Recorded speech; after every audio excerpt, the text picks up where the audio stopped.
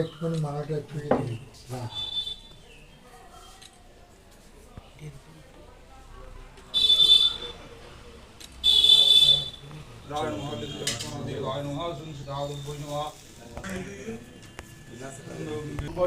রঘুবরম সীতাপতি সুন্দরম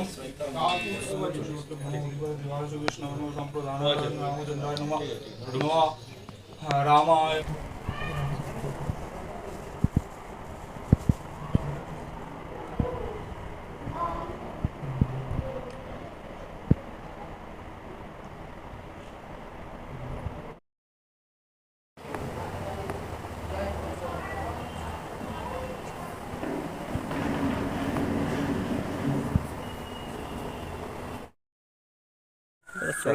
কালকে একদম পরীক্ষার ফলাফল, তার আগে আজকে সকাল থেকে মন্দিরে মন্দিরে পুজো দিচ্ছেন, কি বলবেন? দেখুন, মন্দিরে আমি মা কালীকে বলেছি, তিনি তো জগৎ শাসন করছেন। তো এবারে যেন এই পশ্চিমবঙ্গ তার একটা ক্ষুদ্র রাজ্য,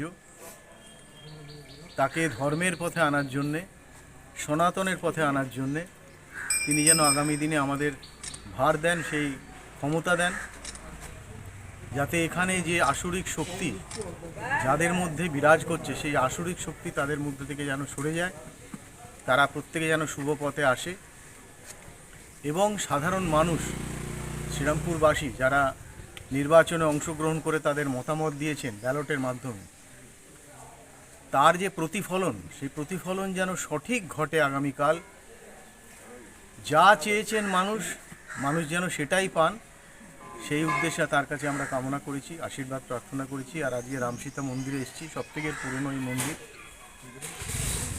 রাম রাজত্ব যাতে আগামী দিনে আসে, আমরা বারবার ভারতীয় জনতা পার্টির পক্ষ থেকে বলি, এবং আমরাই একমাত্র উত্তরপ্রদেশে 500 বছরের রামলীলার যে কষ্ট, সেই কষ্ট দূর করে তাকে মন্দিরে স্থাপন করতে পেরেছিলাম। তার কাছে আমরা আশীর্বাদ চেয়েছি যে আগামী দিনে যেন ভারতীয় জনতা পার্টি ক্ষমতায় এসে রাম রাজত্বের মতন একটা রাজত্ব পশ্চিমবঙ্গবাসীকে দিতে পারে। আজকে আপনাদের ওয়ার রুমের সামনে মহিলাদের একটু বসার কর্মসূচি আছে, সেটি কিসের জন্য? সেটা আছে, তারা নিজ নিজ কাজ নিজের মতন করবেন, তাদের সেই নির্দেশ দেওয়া আছে, তারা সেইভাবেই কাজ করছে। এরপরে কোথায় যাবেন? এরপর আমি যাব রাধাবল্লভ মন্দিরে, তারপরে যাব আমি প্রেম মন্দিরে রিশান। আগামীকাল তো রেজাল্ট, কতটা আশাবাদী? ভীষণ আশাবাদী। শুধু মানুষ নয়, উপর থেকে আমরা দেখতে পাচ্ছি সেই নির্দেশ হয়ে গেছে, যেটা আর কেউ বুঝবে না, আমি বুঝছি। নির্বাচনের আগে থেকে এত বিশাল সংখ্যক কেন্দ্রীয় বাহিনী দেওয়া হয়েছিল, তারপরও দেখা গেল কিছু কিছু জায়গায় বিক্ষিপ্ত অশান্তির পরিস্থিতির সামনে হতো, কি বলবেন? ঝড় না উঠলেও মাঝে মাঝে গাছের পাতা পড়ে, সেটা পড়ে দু একটা, আর ঝড়ে পড়ে পুরো গাছ। সেই ঝড় এবারে হয়নি, যেটা আমরা এতবার দেখে এসেছি। সেটাই তো সবথেকে বড় কৃতিত্ব কেন্দ্রীয় বাহিনী এবং ইলেকশন কমিশনের। এই যে ফলতায় যে দেখা গেল যে অশান্তি হলো, তার জন্য 21শে মে আবার নির্বাচন হবে।